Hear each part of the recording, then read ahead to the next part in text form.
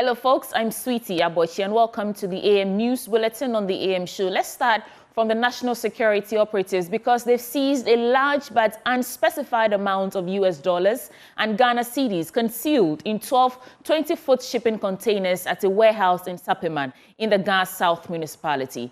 Acting on a tip-off, officials discovered the currency hidden in wooden boxes filled with cement and compartments sealed with plywood and charcoal.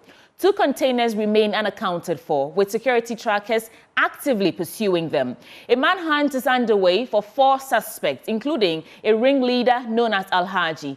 Further searches uncovered suspected gold bars, counterfeit cedi notes, and fake Ghana Army uniforms and boots, raising additional security concerns. We'll tell you more in this report. During the operation, additional boxes opened in the warehouse revealed more cash concealed in compartments barricaded with plywood and sealed with charcoal. According to national security operatives, 2 containers remain on the loose, but state security trackers are actively pursuing them. Meanwhile, a manhunt is underway for 4 suspects, including a ringleader known only as Alhaji.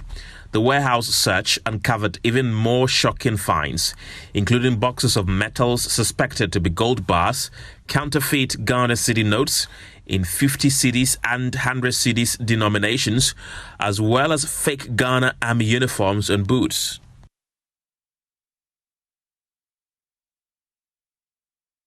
In other stories, the family of a 38-year-old woman and her 2 children who were killed by unknown assailants in the Tensugo suburb of Boku in the Upper East region is demanding an investigation into the attack. Rukia Idrisu and her daughters, aged 8 and 2, were reportedly asleep when gunmen broke into their home around 2 a.m. on Sunday and shot them dead. Relatives who discovered the scene say Rukia was found holding her youngest child in a pool of blood. The motive for the attack remains unclear, but the grieving family is calling for a thorough investigation and justice for their loved ones. Since they came here, they asked about my stepfather. And I told her I didn't saw her. When they bring the picture, I saw the place, my father and my stepfather, and one brother. I don't know that person. But they came here secondly. And they said, but when they came here, they saw my father and asked him, that was her brother. My father told them, if he don't have a brother, they refuse and beat him. They knew him. They will send him to hospitals. And they came back again, asked about my stepfather, Idris, that they want Idris. I told them, we don't have any person called Idris in this house. And they beat me and my father, and they sent my father again to hospital again. And today they came here. When they came, when I get up and saw them, my father said, my mother told me that I had to go back to sleep, and I went back to sleep. But when they killed my stepmother and my younger sisters, 2 of them. Yes. I do a lagana. Tanam dege young on wumka. Young tuka, one male wente. Katanam zeden went ziso. Katanam bez doton. Tanam to do ne karane. Osoba yakakwen zakanana. When Zakinana Yusa, the Anna soldier, la Uningu soldier uniform. The Payanga Zabne civilian Canazal Malemenga Beleso. From our room, we saw the person scale the wall into the compound. This will be the 4th time some people have come here looking for my uncle. The Kazina, one about 4th time, Malanga. But then Ken and I bambor Puala sit. But Pignon, Kaku Yogo Rogo Zuli. First one, Nala. The second one, the ask about Lent Kena. Capignon, Gow, or Bon, or brother, my uncle, Bo, Yabam Bobo Solamang at the castle.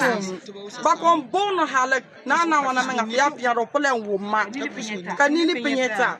Then that's an Ampiella, and like I can I ask in here. Well, away from that, today, Minority Leader Alexander Penumakin and a host of NPP MPs are scheduled to make their appearance before the special committee probing the chaos at the appointment committee. That ad hoc committee, chaired by Ho West MP Emmanuel Bejra, has held 2 public hearings and heard testimony from mainly the NDC MPs and some parliamentary service staff. The NPP side has refused to participate in a large part of the hearing. So, will they show up today? Parliamentary Affairs correspondent Kweku Asante reports. The first day of its public hearings last Wednesday, one of the 2 NPP MPs on the committee, Kwame Anyimadu, was present and posed questions to a number of witnesses before the Minority Leader Alexander Penumakin is said to have asked him to withdraw and further barred other NPP MPs from testifying. We're told when he came back, he said the leader asked him to recuse himself and not to be part of the meeting again. We had one of the witnesses from the other side who was coming, and later on sent a text message that he will not come again because his leader said he should not come. This led to an abrupt suspension of proceedings. Last week, Friday, the committee reconvened with the expectation that the NPP MPs will resume their duties on the committee and those invited to testify will show up. But that was not the case, with the caucus accusing the chairman of bias and demanding his removal as chair. In widely broadcast media interviews, Honorable Bejra made prejudicial statements alleging that the minority leader was actively conspiring to derail the committee's work. With the committee expected to resume hearings this morning, up to a dozen NPP MPs are expected to testify, including Minority Leader Alexander Penumakin and his Chief Whip Frank Anodompre, who some NDC MPs have testified and instigated the chaos at the committee. The expectation is that they will not show up following their decision to boycott until the chairman of the committee, Emmanuel Bejra, who they accuse of bias, is replaced. So will they show up or not? Time will tell. But the chairman of the committee, Emmanuel Bejra, is adamant that their absence will not affect the committee's work. Reporting for Joy News, Kweku Asante. The Efutu municipality has recorded 356 cholera cases, which has led to the death of 2 children. 15 of these people are on admission at the Winneba Municipal Hospital, a situation health authorities describe as worrying, needing national attention. There's more in this report. Acting Medical Superintendent of the Winneba Municipal Hospital, Dr. Douglas Amponsa, says its outfit is worried about the surge in cholera cases. Patients, mostly pregnant women and children, are mainly from fishing communities within the Efutu municipality. Dr. Douglas Amponsa says its outfit is doing all it can to contain the spread of cholera in the area and called for national support to combat the disease. The criteria is that if a case comes from where we have confirmed, we don't need to even test that one to say cholera. Because if someone is coming from the same area and the person has been confirmed as a cholera case, then that one is a probable case of cholera. So now out of the 356, we have confirmed 29 out of them. So those are confirmed cases, like these are tested and positive cholera. But majority of these 356 are coming from similar areas. So if you have confirmed a case from this area and you came from there, you are likely to be one. Meanwhile, the 2024 National Democratic Congress parliamentary candidate for Efutu, James Kofi Annan, has led supporters of the NDC in the Efutu municipality to donate hand sanitizers, nose masks, and tissues, and provided financial support to enhance healthcare at the Winneba Municipal Hospital. 356 cases is very, very high. I think it's alarming enough to say there's some epidemic or something that's happening. So, as I have said, we will do everything to do things that will prevent them. We're talking about water running, they don't have them in their homes. We're talking about gutters choke, people throwing gutters in the train, rubbish in the gutters, and then water running through those gutters and children going to play in it. I also talked about how these children scavenge in that refuse dump in Sanko. These are all things that I suspect may be causing these things. So we want to promise that as for that dumping site, we will change its location. We'll make sure that it's no more located within the community. He's also promised to help relocate the dumping sites in most fishing areas in the Effici municipality and also organize regular cleanup exercises to reduce the spread of cholera. Let me take you now to the Ashanti region because the Regional Health Directorate has urged dog owners to prioritize vaccinating their pets as a preventive measure to avoid the high cost of treating victims with dog bites. Deputy Director in charge of Public Health, Dr. Emmanuel Tevier, emphasized that annual vaccination protects dogs, families, and the community from rabies while eliminating the costly treatment for those bitten. He addressed the media during a rabies awareness campaign in the Fiduase in the Setre East District of the Ashanti region. Mahmoud Mohamed Nuruddin has more. We continue to advise the public that, look, we work together with the veterinary services. And the veterinary services are there. They have the vaccines for the dogs. They have the vaccines for the dogs. One of the best ways of preventing rabies is for the dogs and the cats to be vaccinated. When they are vaccinated, we protect them. And indirectly, we are protecting ourselves also. And that is cheaper. When you are going to look at the human vaccine or the human treatment, that is very expensive. And normally it is out of reach of most people. The rabies awareness campaign was organized by the Setre East District Health Directorate, preceded by a float through the street of Efiduasi. The campaign was joined by school children who are often victims of dog bites, as well as chiefs and elders, health workers, among others. Ashanti Region Deputy Director in charge of Public Health, Dr. Emmanuel Tevier, explains that dog bites are always a potential risk, especially in communities where dogs and cats roam freely without restraint. The fight against rabies is everybody's fight. The reason is that the medium through which we get it is something that we are all exposed to. It's through commonly dog bites. And dogs are our friends. I mean, we have lived with dogs all this while. If you go to almost every home, you would find a dog there. You go to every community, you find dogs roaming, belonging to people. Unfortunately, in our circumstances, you don't have the dogs being confined to the house or inside the homes. They are free range. They are roaming around, and so it's important that we continue to create awareness for community people to know that the rabies thing is real. He also urges victims of dog bites to seek immediate medical attention at the nearest health facility, warning that any delay in treatment could be fatal. We are talking about life here, and that is why we are encouraging everybody, just get yourself to the health facility. Whatever support that is available would be given to you, because rabies is something that is deadly, and when it comes, if you don't act very fast, I mean, we are likely to lose those who have it.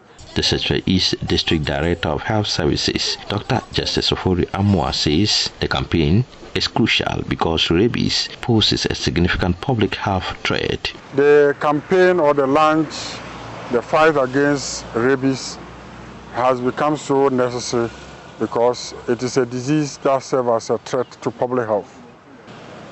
All that we need to do as a district, as people, is to get our dogs, cats, monkeys, and any other known animal that is able to transmit the rabies virus to people.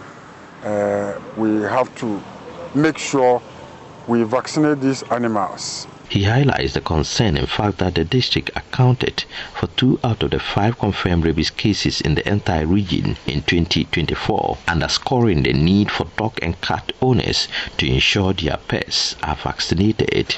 And if you come to the Ashanti region in the year under review, that is the year 2024, the Ashanti region has recorded 5 confirmed rabies cases, of which 2 of them are coming from the Setre East, which is quite alarming.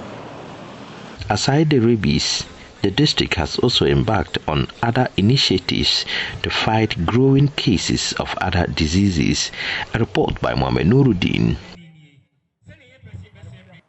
In other stories, to mark 25 years since completing school, the Achimota 2000-year group is giving back to the alma mater with the construction of an 18-classroom block. Now, over 50% complete, the project is on track for completion ahead of November's Speech and Prize Giving Day. Jennifer August reports. Person of the Legacy Project, Michael Ballet Vanderpoy, confirms that construction is progressing steadily, with the 18-unit classroom block expected to be completed and handed over in time for the Speech and Prize Giving Day in November. As in the tradition of Achimota School, when you're 25 years out of school, you have to give back to school by having a project. Expected to hand over by November of 2025. We started on the 6th of March last year, and at this stage we are almost about 40% done. Yeah, and this is from funds just from the year group, no external funds. And so we decided to have this viewing session for people to come and see and to use that platform to solicit funds. Architect and 2000-year group member Samuel Nate explains that each classroom is designed to accommodate 50 students, allowing the block to house approximately 800 students once completed. It's an 18-unit classroom block, so it's for students basically. But we have, we also added a staff common room, an ICT center, and then a library. And then we have washrooms at the far ends. So it's an 18-unit classroom block in total. Each classroom is going to take about 50 students. That's from the headmaster. And then, so we are looking at overall over 800 students. This will be serving about over 800 students. Yeah. We also want the building to be sustainable. So we are thinking of going solar and then getting our own borehole to service the building. The project is estimated at 7 million cedis, has already utilized 1.4 million cedis. Finance Committee Chair Kwame Isumeninjima is appealing for additional funds to ensure timely completion. We're looking at about 7 million Ghana cedis to complete the project. So for where we've gotten to, we've spent a little close to 1.4 million Ghana cedis to get to where we are. We are looking at raising an additional 5.2 million Ghana cedis to complete the finishing and every other thing in the building. The Achimota 2000-year group continues the tradition of giving back 25 years after graduation and remains committed to delivering this facility for students and teachers before the year ends. Jennifer August report for Joy News. Well, on that note, let's get into a business update now with Samuel Kojo-Brace. All right, let's do the business update. And the Institute of Energy Security, IES, has challenged assertions by the former finance minister, Dr. Mohamed Amin Adam, that time is not right to privatize the operations of Electricity Company of Ghana. According to him, the cash collection end of ECG must be privatized to rake in the necessary revenue. Speaking to George Business, Executive Director of IES, play montage. The SERF maintained the previous concession agreement can be relooked at to enhance transparency and value for money. Today, the PRC tells us that management, after even collecting some amount of revenue, is unable to comply the cat waterfall mechanism. And so we believe that there is nothing wrong in going back to the concession agreement, but this time around making it more transparent, making it more competitive as to who to select the suitable person to handle that with financial and technical capacity is the most important thing that we need to look at. We believe that if it's not broken, you don't fix it. Concession agreement can help, but you should tie the knot and make sure that it is transparent and competitive so we have value for money.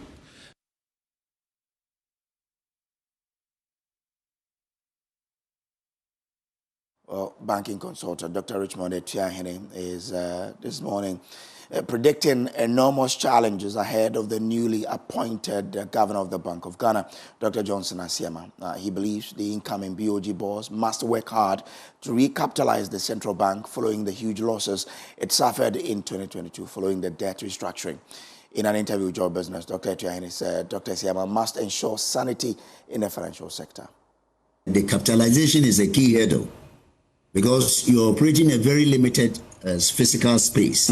So I believe that it's not going to be easy. But when you come to the industry seems to have so many legacy issues, even from the banking sector cleanup.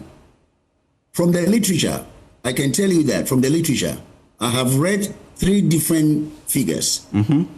Minister of Finance said it was 18 billion, 18.9 billion, 18.99 billion.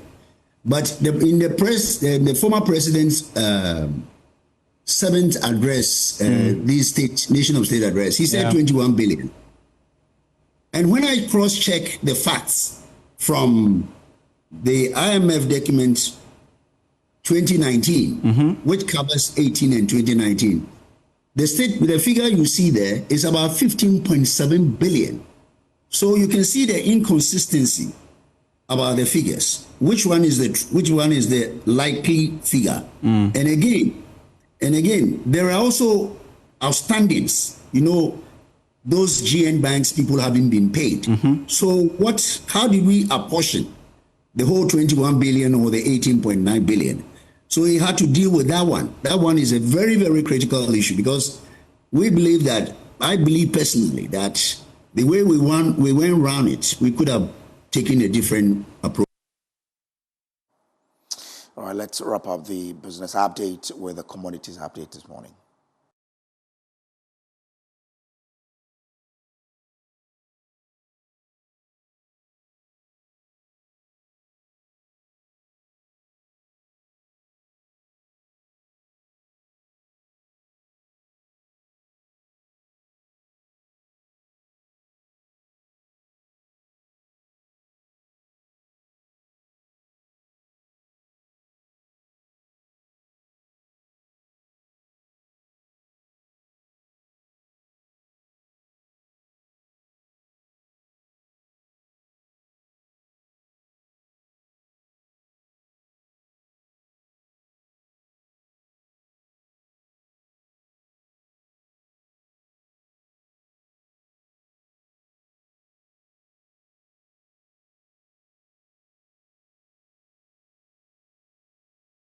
So that's by way of how much commodities are selling on the world market this morning. Well, back to you, Suti Abochi. Thank you, Samuel Kojo-Brace, for serving us business update. Now let's get ready for our news review segment, because that comes up next. Please stay.